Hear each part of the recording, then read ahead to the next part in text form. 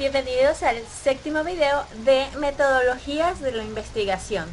Hoy hablaremos del tema concepción o elección del diseño de investigación.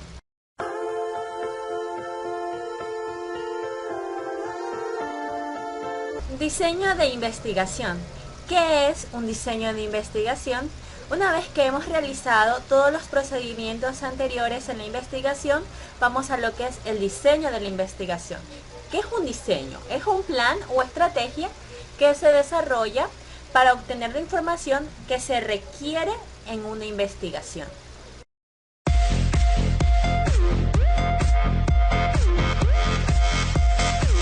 Aplicar el diseño elegido o desarrollado. ¿Cómo? Dentro del enfoque cuantitativo, la calidad de una investigación se encuentra relacionada con el grado en que apliquemos el diseño tal como fue preconcebido. Algo que tenemos que tener muy en cuenta es que nuestro diseño se debe ajustar a posibles contingencias o cambios en la situación de nuestra investigación, como es en los experimentos, que si algo no funciona en el estímulo experimental se lo debe cambiar.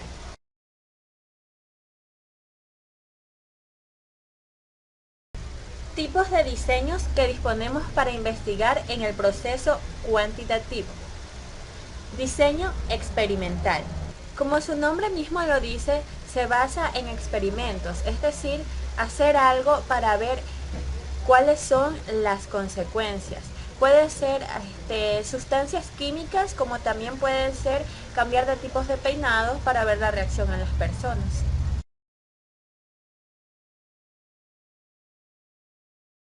Primer requisito para un experimento. El primer requisito para un experimento es la manipulación intencional de una o más variables. La variable independiente es la considerada como la causa y las variables dependientes son los efectos. La variable dependiente se mide. La variable dependiente no se manipula, sino que se mide para ver el efecto de la manipulación que tiene la variable independiente en ella. Grados de la manipulación de una variable. Según el grado de manipulación puede involucrar diferentes niveles o grupos.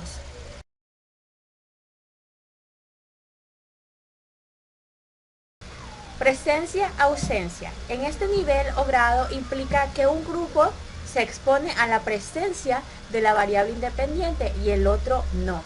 Después los dos se comparan y se ve si el expuesto a la variable independiente difiere del grupo que no fue expuesto.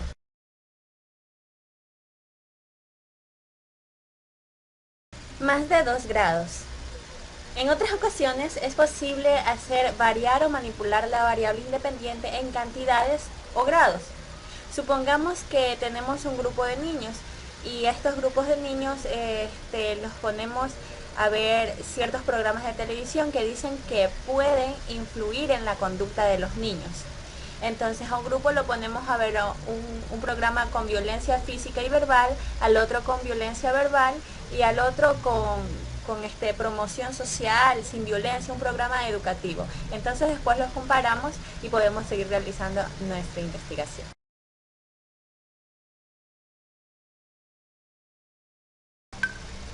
¿Cómo se define la manera de manipular las variables dependientes?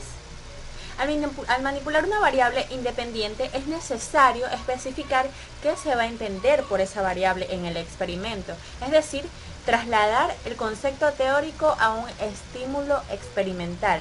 Por ejemplo, si vamos a hablar sobre un programa de televisión, el investigador lo que debe hacer es pensar cómo trasladar este programa a una serie de operaciones experimentales que lo ayuden a dar con su variable y cómo va a relacionar, es decir, cómo va a realizar esto.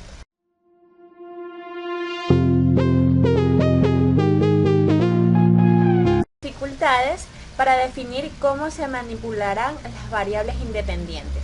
La mayoría de veces no resulta difícil para un investigador transformar un concepto teórico a una variable independiente. Por ejemplo, manipular la paga, que son cantidades de dinero, retroalimentación, el reforzamiento, la administración, aunque otras veces resulta verdaderamente complicado, en conceptos teóricos en la realidad como lo son la cohesión, el poder, la motivación individual, dependen de un gran esfuerzo para el investigador para operacionalizar estas variables.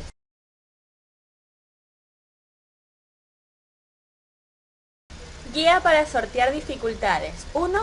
Consultar experimentos antecedentes. Y 2. Evaluar la manipulación antes de que se conduzca al experimento. 3. Incluir verificaciones para la manipulación. Cuando se experimentan con personas hay varias formas de verificar si realmente funcionó la manipulación.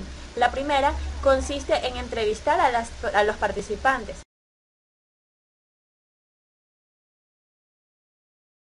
Requisito de un experimento. El segundo requisito consiste en medir el efecto de la variable independiente que tiene en la dependiente. Esto es igualmente importante y como en la variable dependiente se observa el efecto, la medición debe ser válida y confiable.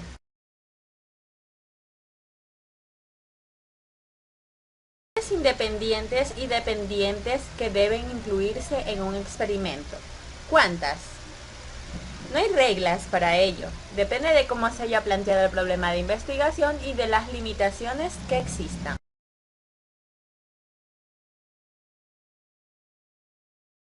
Tercer requisito de un experimento.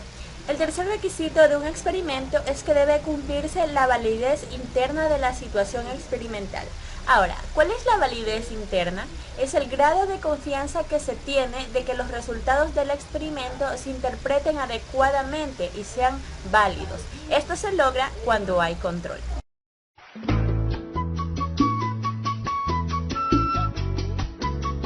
Amenazas a la fuente de validez interna. Existen algunas, entre ellas tenemos historia, maduración, inestabilidad del instrumento de medición, inestabilidad del ambiente experimental, administración de pruebas, instrumentación, regresión. Entre una de ellas, que es la inestabilidad del instrumento de medición, es porque hay poca o nula confiabilidad en el instrumento. ¿Qué es lo que debe hacer el investigador? Es elaborar un instrumento estable y confiable.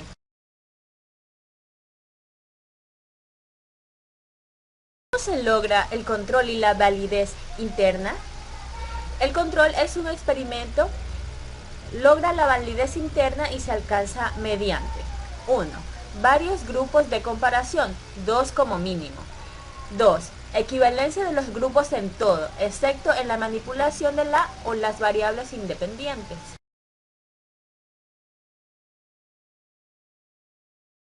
Tipología sobre los diseños experimentales. Vamos a ver la tipología, nos basaremos en lo que es en Campbell y Stenlen, quienes dividen los diseños experimentales en 3 clases. Preexperimentos, experimentos puros y cuasi-experimentos.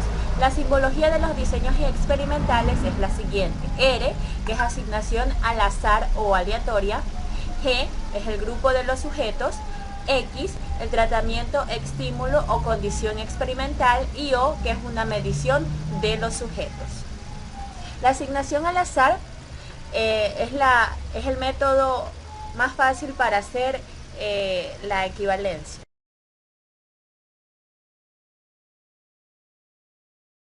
Preexperimentos. Se llaman así porque su grado de control es mínimo. 1.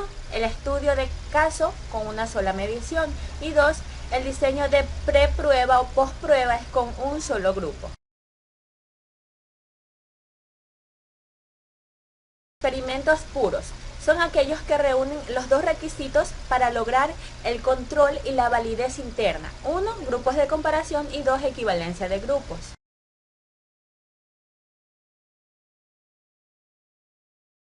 Diseño con prueba únicamente y grupo de control. Este diseño incluye 2 grupos. Uno recibe el tratamiento experimental y el otro grupo no, que es el grupo de control. Es decir, la manipulación de la variable independiente alcanza solo 2 niveles, presencia y ausencia.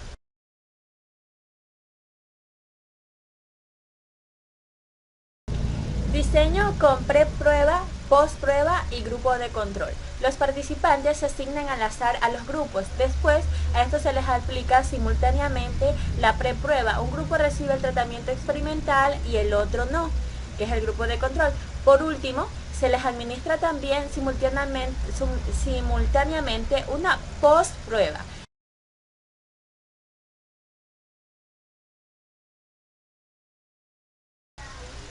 Diseño de 4 grupos de Solomon. Esta es una mezcla de los dos diseños anteriores, con diseño de postprueba únicamente y un grupo de control, más diseño de preprueba, postprueba con grupo de control. Solo a uno de los grupos experimentales y a uno de los grupos de control se les administra la preprueba. A los 4 grupos se les aplica la postprueba.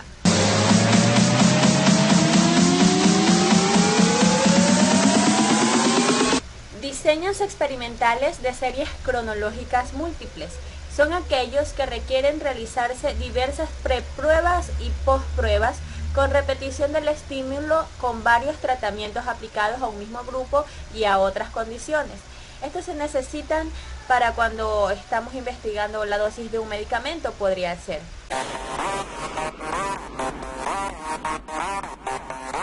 Cinco, diseños factoriales. La construcción básica de un diseño factorial consiste en que todos los niveles o modalidades de cada variable independiente son tomados en combinación con todos los niveles o modalidades de las otras variables independientes.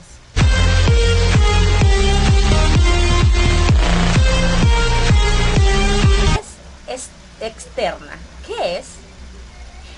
En un experimento lo primero que se debe buscar es la validez interna, es decir, la confianza de los resultados. Ahora, la validez externa se refiere a que tan generalizables son los resultados de un experimento a situaciones no experimentales, así como a otros participantes o poblaciones.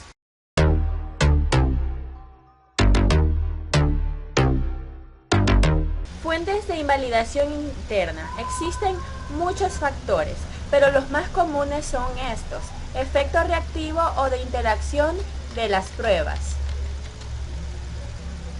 2. Efecto de interacción entre los errores de selección y el tratamiento experimental. 3. Efectos reactivos de los tratamientos experimentales. 4. Interferencias de tratamientos múltiples. 5. Imposibilidad de replicar los tratamientos. 6. Descripciones insuficientes del tratamiento experimental. 7. Efectos de novedad e interrupción. 8. El experimentador. 9. Interacción entre la historia o el lugar y los efectos del tratamiento experimental. 10. Medición de la variable dependiente.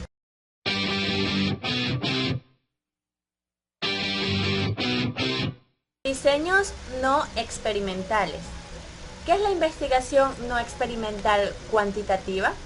Podría definirse como la investigación que se realiza sin manipular deliberadamente las variables. Tipos de diseños no experimentales. Los diseños de investigación transeccional o transversal recolectan datos en un solo momento.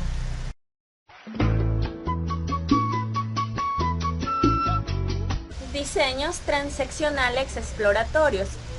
Es comenzar a conocer una variable o un conjunto de variables, una comunidad, un contexto, un evento, una situación. Se trata de una exploración inicial en un momento específico.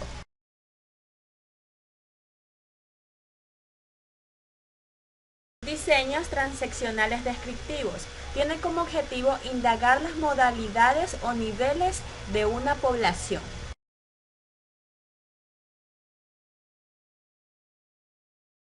Diseños transeccionales correlacionales causales. Estos diseños describen relaciones entre dos o más categorías, conceptos o variables en un momento determinado.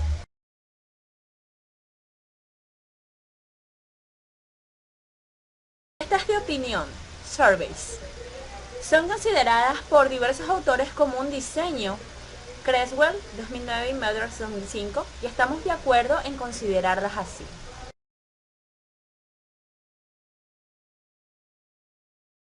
Investigación longitudinal y evolutiva. Son los que recolectan datos a través del tiempo en puntos o periodos.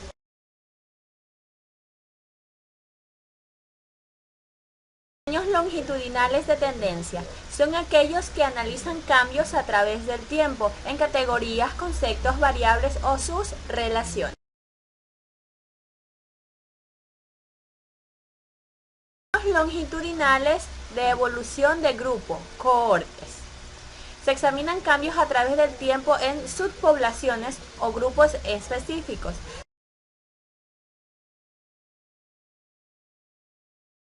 Diseños longitudinales panel. Son similares a las dos clases de diseños vistas anteriormente, solo que los mismos participantes son medidos u observados en todos los tiempos o momentos.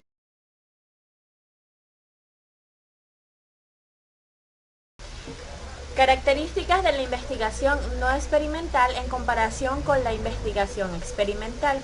Una vez enfatizamos que tanto la investigación experimental como la no experimental son herramientas muy valiosas y ningún tipo es mejor que el otro.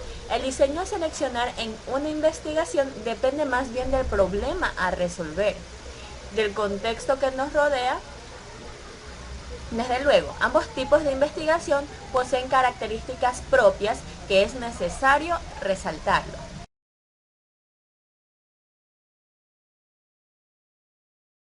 La curiosidad que tengo es que si realizamos un estudio sin incluir ninguno de estos tipos de diseños que ya están hechos anteriormente, ¿se podrá realizar o podremos crear un nuevo tipo de diseño en nuestra investigación?